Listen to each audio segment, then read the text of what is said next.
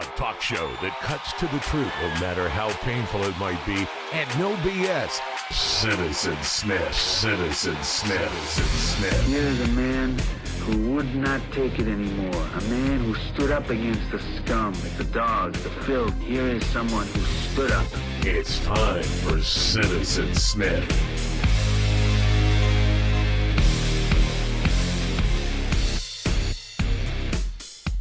Good morning on this Wednesday. Hot day here in Portland, Oregon. Live 9 a.m. Pacific time if you're listening now. We're doing the show live so you can call in, participate. 503-234-0762. You'll see the number on the screen if you're watching via video, because we're distributing this show, both audio and video streams across the World Wide Web. I drove across Central Oregon during my Memorial Day weekend and had a great time. Hiked around the John Day fossil bed. Never even knew this thing existed. 45 million years ago, the volcanic eruption preserved all the wild animals. The historic location now is a fossil bed of thousands of ancient creatures. Fantastic. It's like being on Mars. One of the things, though, as I was driving through Central Oregon, I noticed even in the fossil bed area that I was hiking, the creek through the fossil bed was dry. You could see the gray and green clay-like base of the creek that is a really unique bottom to a creek. All of it was there I touched it a little bit. It was like butter, this clay. But there's no water running through the mountains there. And I noticed this. Even the John Day River, it looks low. And when I was hiking through Smith Rock, another place I discovered, just outside of Bend, Oregon, the river going through that valley was so low you could see all the big boulders in the river, which typically you wouldn't see, I think. You could see the level of the river had gone down. The whole Central Oregon region is really in a drought, and so is in much of Southern Oregon and Northern California, Nevada. There's a massive drought going on this year that could be the worst ever.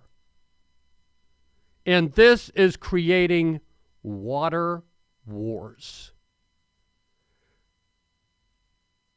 There was a place I went by just before Prineville in Central Oregon, and it's farm country out there and cattle country. One farm was dry as a bone. And they had a big sign out front, and it's one of these signs that I saw going through Northern California back in 2015 when I was driving south about, without water, you don't have food. It's your choice. Big sign on the side of the highway, Route 26. So I knew something was up. Something was going on. There's a battle for water by the farmers, and there's also a battle for water by government agencies who want to preserve the environments that the water protects, such as fisheries especially. An excellent article in the New York Times brought it to my attention about this water war that's now brewing in Klamath Falls, Oregon. Mike Baker of the New York Times wrote a very good investigative story about the water drought going on at the Oregon-California border and the federal government stepping in, which for centuries has carved a new landscape, draining lakes, channeling rivers to build a farming economy that now supplies alfalfa for dairy cows and potatoes for Frito-Lay chips, as the reporter writes. In other words, these are some of the great food items that we get out of it, but there's more than that as well. But this drought is severe. They've shut off the water, the federal government, from the canals. And down in southern Oregon, you have Upper Klamath Lake, which is where the Klamath tribe is located. which in 1846, there was much violence and racial division in this area of the country between the Native American Indians and the U.S. government and the U.S. War Department. The U.S. War Department surveyors, led by John C. Fremont and Kit Carson, slaughtered more than a dozen Native Americans on the shores of Klamath Lake. The Klamath tribes eventually signed a treaty surrendering some 20 million acres of their historic lands in exchange for a reservation along Upper Klamath Lake, and, this is key, perpetual right to hunt and fish. So the problem now is there's a drought. The rivers that sustain the fish that come up the river, which include coho in some areas, silver salmon, and a fish that the tribe has historically caught for sustenance and subsistence, the native suckerfish, known to the tribes as, I hope I got the pronunciation right, quam or koptu, along with coho salmon, as I mentioned, which are downriver in the Klamath River. And both are suffering possible extinction if this drought continues. There's parasites getting into the waterways. There's a lot of issues to address. But farmers are ready to riot and illegally start capturing water that has been shut off by the channels. So we have a lot to talk about. And to help me understand the tribal position on this in the fisheries protection area is Clayton Dumont, council member of the Klamath tribe, joining me today on Citizen Smith via telephone down in South Central Oregon, where the tribe is located. Clayton, welcome to Citizen Smith. Good morning. Thank you for having me.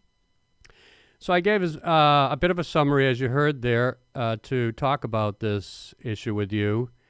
But, when I read about the history of, the 20 million acres you gave away as a tribe back in your native country back in 1856 or whatever, 1846.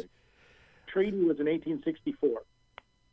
Thanks a lot for the 20 million acres, by the way. I appreciate it. And just, I didn't quite hear the summary, so just so we're on the same page there. I don't know what's been said already. Oh, well, I just gave a little summary of the drought situation, the fisheries under that can't be, that's being duressed, and you might lose species like your native suckerfish and the coho salmon, and that I essentially used that New York Times article for some summary, which you were quoted in, and how I rounded you up. So let's just talk about the fishery itself. Where is it at right now? How bad is the drought at this point in the game? And how dangerous is it for the fish to be lost to extinction? Well, our biologist is telling us that we are one catastrophic event away from the fish completely blinking out. What would be that catastrophic event? This drought? Well, it would be a drought-caused toxic algae bloom in the lake, followed by a second bloom as the natural materials deteriorate and take away the oxygen from the water and create high ammonia concentrations in the water. We have a lot of problems with phosphorus loading that is runoff from agriculture, from poor timber management, and that phosphorus gets into a lake that is already a eutrophic or a nutrient-rich lake. This is Klamath Lake we're talking about? This is Upper Klamath Lake. Yeah. There, of course, once was a Lower Klamath Lake that was drained for agriculture purposes. They drained the entire lower lake. Yes. And then when the water was gone, that was the end of the lake, and they couldn't get any more water from that area. Well, they're farming the lake beds now. Part of the reason why it's such rich farmland is because it's old lake beds. They actually drained two lakes. They drained most of Tule Lake as well. And then they turned them into farmlands. Yes. Huh. Yes. I didn't realize that. So we lose a lake, we gain a farm or farms. Yeah. Yes. And in the process, you lose, massive amounts of wetlands that were the natural filters for the rivers and for the lakes.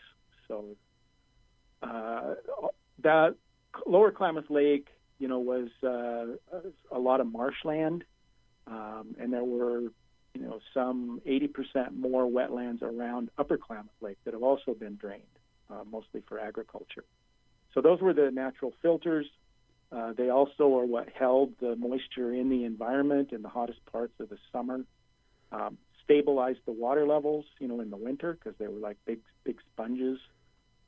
So they've really, really devastated the ecosystem in the last 120 years.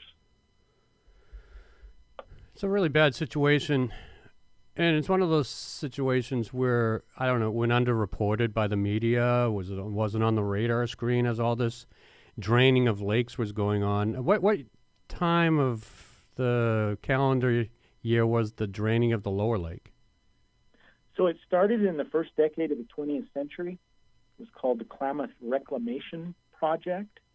And so they began, diking and draining and digging massive canals. There was once a natural reef on Lower Klamath Lake that held the elevations steady, and they blew that up and replaced it with a dam that they could manipulate to take water out when they wanted it for their fields. So that work went on in about the first 3 decades of the 20th century, and the deterioration has been coming on slowly but steadily ever since. Slowly but steadily, and now it seems to be coming to a head. Already, I guess the juvenile salmon are turning up dead with parasitic infections. How severe has that gotten so far? Oh, that's horrible, and we feel terribly for our downriver brothers and sisters who depend on those fish in the same way that we did on our COP2 and our Chwam. So. And the truth is, before the dams, we had massive salmon runs go through our country as well. We have news reports, we have documents from our ancestors, including my great-grandfather, talking about the thousands of pounds of salmon that they would pull out of the Sprague River every year and can and use for winter food. So that's just devastating. Those dams are a disaster. Dams have wiped out salmon fisheries across the country. Now they're taking down dams in some places. Has there ever been discussed to take down that dam on the Upper Klamath? It's Upper Klamath Lake has a dam, right? Upper Klamath Lake has a small dam called the Link River Dam, which Link River connects Upper Klamath Lake with the Klamath River. I'm talking now about dams that are down on the Klamath River proper. And those dams we've been trying to get out for, decades. We thought we had it set maybe 4 or 5 years ago as part of what was called the Klamath Basin Restoration Agreement. That fell through. The latest that we've heard is that they'll be out in 2023. But, they promised us when they put them up in 1915 that there would be fish ladders. There's still no fish ladders. That would seem to be a pretty easy thing to do, and it's pretty common as well to sustain salmon runs, especially, or any of the migratory fish to come in. Why didn't they put the salmon ladders up, or the fish ladders? That's a good question. We'd like to know that, well, too. What do you think the reason is? I think a lot of it is just expense. And how expensive is it to put ladders up on the? I mean, for the preservation of a species, it seems a pretty cheap cost. Yeah, well, at this point, it's more expensive for them to get them relicensed, or to put up the fish ladders and as part of that relicensing, than it would be just to tear them out. It's not like they generate power or anything of that sort. So, well, we do have. Go ahead. We do have a call-in number here. I don't know who might be listening. Perhaps a farmer is listening. 503-234-0762. 503-234-0762. I should probably talk to farmers too. I mean, the farmers are essentially saying they won't be able to pay their mortgages. 4th or 5th generation farmers are going to lose their farms. So you've got this side of the coin at this point in the game, and then you've got the loss and possible extinction of a fishery of. Would you say it boils down to the two species, the coho and the suckerfish, or what else is involved? No, I wouldn't. The species that are covered under the Endangered Species Act currently get the most attention because of the Endangered Species Act, but they're really sort of canary in the coal mine, talking about a whole ecosystem failure.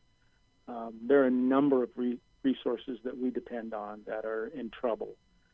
For example, we have a lily pod seed called locust that our ancestors lived on for a long time. And, it's quite a process to extract them and dry them. But as the water has become more toxic and as the wetlands have been dried up and taken away, we can't even get locust. It dries up in August.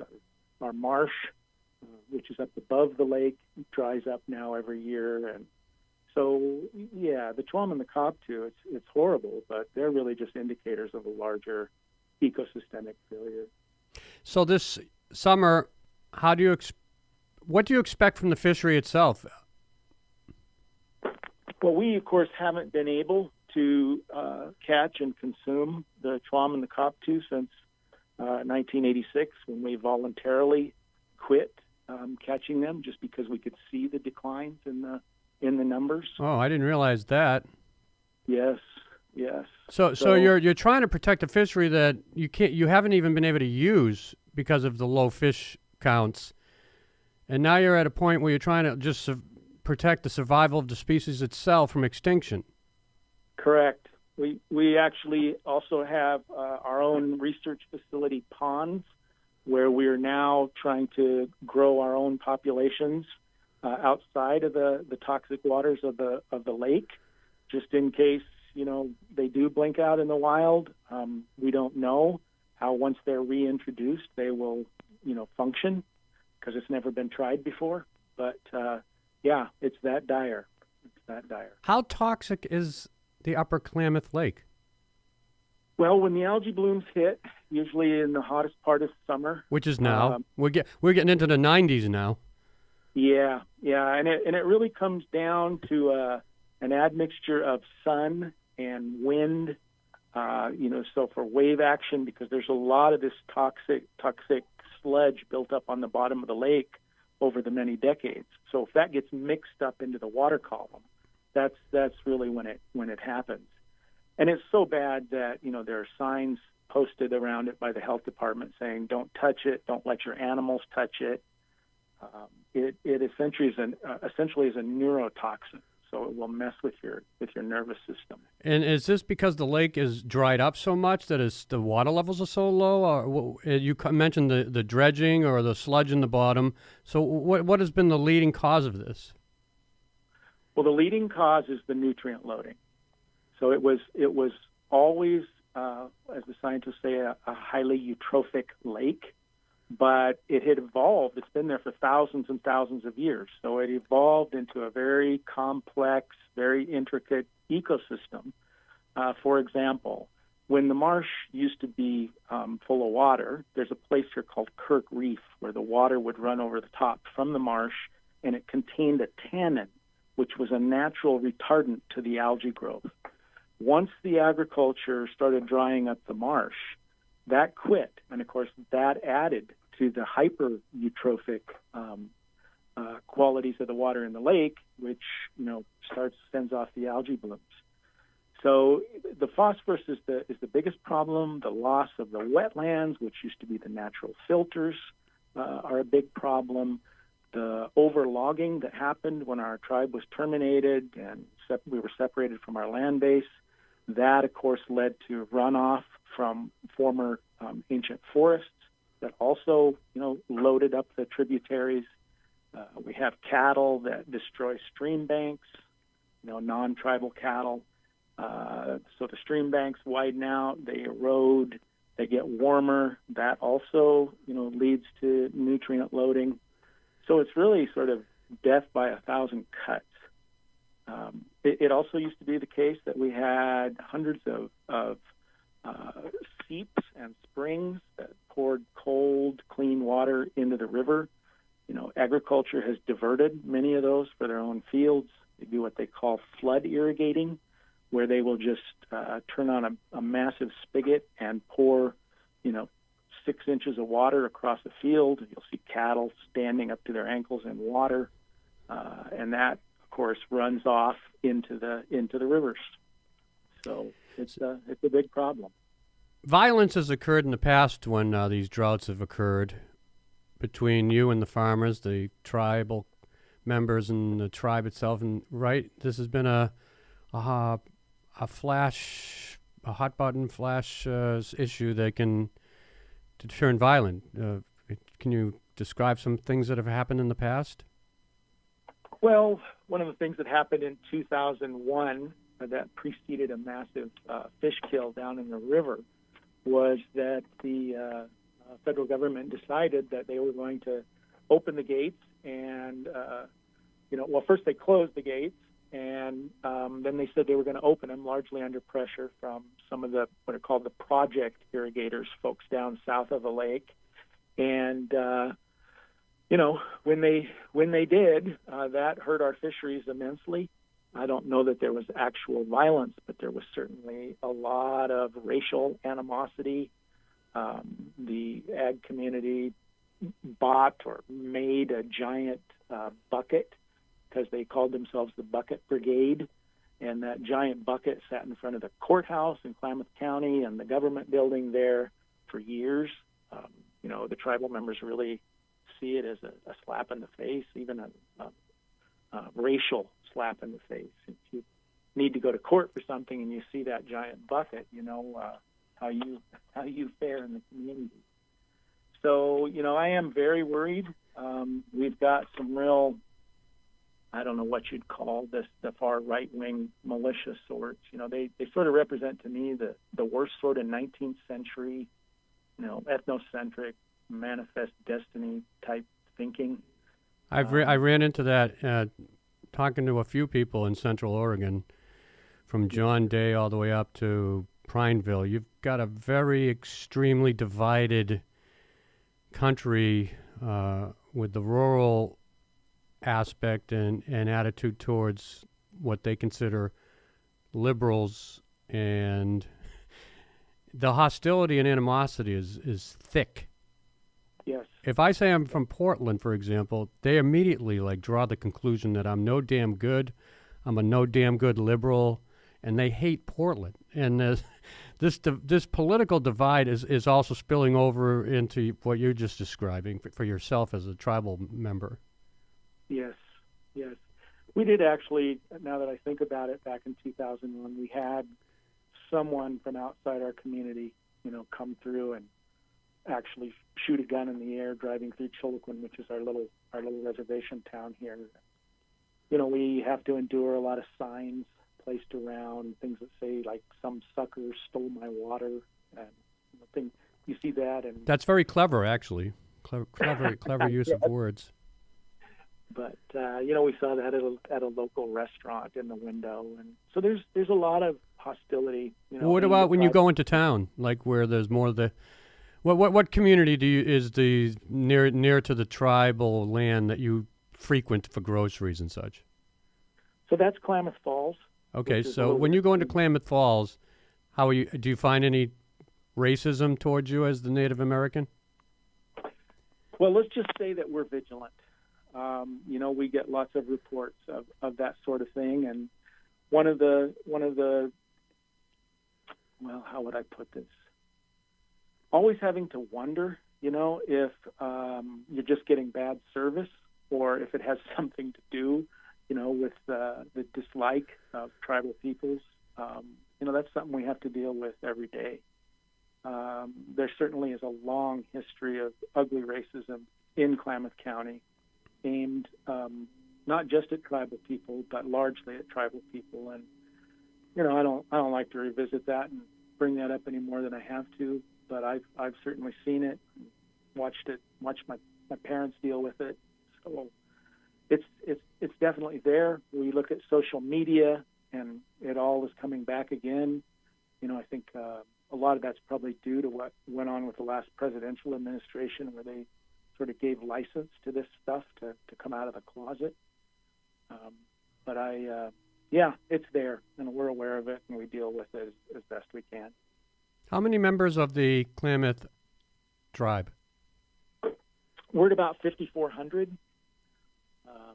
About 3,400 of those live in Klamath County. Others are spread out all over the world. You got a big battle on your hands here. We do, you've lost these battles in the past. How are we going to win this one? Well, we'll outlast them. In many ways, it's the same battle that our ancestors fought. As you said in the opening, we gave up almost 22 million acres of Oregon and much of California for the right to live well and peacefully here on what started out as 1.1 million acres and was whittled down to 660,000. But it's a beautiful place, and our ancestors have fought over it. Every generation has had to fight for it, and every generation will. So, nature is resilient, and if we give her a chance, she'll come back. Well, that's what they say. But right now, from what I've been reading, what you've been saying, and I'm going to talk to a scientist, too, on Friday, hopefully, about the actual condition of the lake and such, to get into the more details about this, because it's really an interesting and important story. If we lose something like the upper Klamath Lake and the entire fisheries, you mentioned the canary in the coal mine. This would be a canary in the coal mine for the country. Yeah. And we're really worried right now about groundwater. One of the things that's happening as the tribes have had some success in shutting off the surface water is that they've gone to groundwater. And so they're just mining it as fast as they can. And this being your drinking source? Well, there are a lot of wells, private wells, absolutely. But it's also groundwater that's connected to surface water, which refills the lake. Mm-hmm. So it's not just drought. We've had severe droughts before, but the lake is refilling at a level less than in recorded history ever. And our hydrologists are telling us that has to do with the mining of the groundwater. When you say the mining, who's mining it? It's being used for ag. They're drilling more and more wells and deeper wells, and if they get cut off of the surface water, they start using the groundwater. And we've been told that, Oregon Water Resources Department has been told by a judge in Marion County that the state has no capacity to regulate that. At one time we were able to cut them off. If we made a call on surface water, we could make a call on their wells within a mile of the river or of the lake. That's gone now. So it's just open season on groundwater. Do you think we're going to be seeing wells drying up, too, over the next... I do. I've already heard of one down south of the lake, one ag well that's gone dry, and I expect we'll see more of that. Well, one goes dry, that's going to be like a ripple effect down to all the others. And then when the wells are dry, now you get people who are going to have to leave. It's going to be a dust bowl. Yeah. I just don't quite get the lack of foresight. I don't get the lack of management and federal control. Now, they've shut off the spouts, so to speak, of the canals, which is causing the farmers to be furious over the water rights, financial ruin, this such thing. But this is so critical. There should be emergency measures enacted immediately. I mean, shutting off the water is an emergency measure, but if these wells dry up, you've got to address that too now. Yeah. Well, we're doing our best to get what's called a critical groundwater designation. Critical groundwater designation. Perfect. But it has to go through the state legislature. Oh, God, that'll take a year. Yeah. So, I'm grateful, to you and your audience for bringing attention to this. We often feel like we're sort of alone out here on an island. As you know, it's a very conservative area. So the tribe is vilified often for trying to protect our home. I lived down in Gold Beach, ventured into the Klamath Falls area many times. For 6 months, I spent it down there in 2015. And so I'm familiar with the area, and it's a beautiful country. So we have to protect the watershed. We have to protect the water and the resources. So I appreciate you coming on. As I said, I'll be following up on this. I might take a ride down there and see if I can get some video of the area and include it on my show. I wouldn't mind seeing it firsthand. Well, let us know, and we'll welcome you. And I hope you'll get to talk with our scientists up at our research station. Alex Gonia is an expert on our fisheries. He's the gentleman that I'm planning on talking to. I'm pretty sure that's when I contacted Friday for an interview. Let me. Yeah, I can check. You can email me and send me that if you want. Sure. Have you seen our Killing the Klamath video? No. Okay, it was on Southern Oregon PBS a month or two ago, and I know it's on YouTube. It's available on our website, and it really sort of tells the story of this struggle from our perspective. What's your website? It's just Klamath Tribes. So if you type in Klamath Tribes, it'll come up. I couldn't tell you what the URL is up. Yeah, I'll check it out. We have a big screen here in our studio. I'll watch it. This is the type of stuff that I really get into for talk and issues that I like to cover. The environmental world is something we overlook a lot of times in media, I think, until crisis comes, and then we pay attention. We don't pay attention when things are good and how things are being managed. We wait till things are bad, then we cover it as a topic. Unfortunately, that's the case today. And yes, I will be talking to Alex Gonia, hopefully Friday's show. I want to do like a 2-part series on this if I can. So, and I hopefully get down there this summer. I definitely will make my way down there. Maybe midsummer I'll see how bad things really get. Because from talking to you, I don't see things getting better. The drought's not going to go away, and it's certainly going to get hotter. This is supposed to be a record heat year for civilization. Yeah, well, as you know, global warming is showing us that just about every decade is warmer than the one before, and almost every year is warmer than the one before that. Yeah, it's a scary time, that's for sure. Well, Clayton, thank you for joining me. Clayton Dumont of the Klamath Tribal Council here today, sharing his insight on their plight and battle for the preservation of water in Southern Oregon in Klamath Falls. Thank you. You bet. Sepketcha. Thank you. You heard it.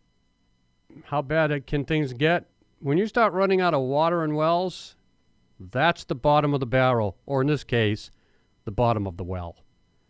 And that does it for today's show. Citizen Smith, thanks for joining me for this live show today. If you're hearing the recording, you won't be able to call in, even though you didn't try to call in during the live show. One day we'll get one call.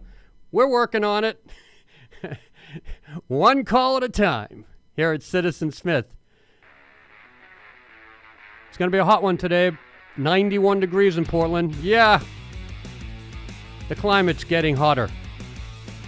Have a great day. I'll talk to you on Friday.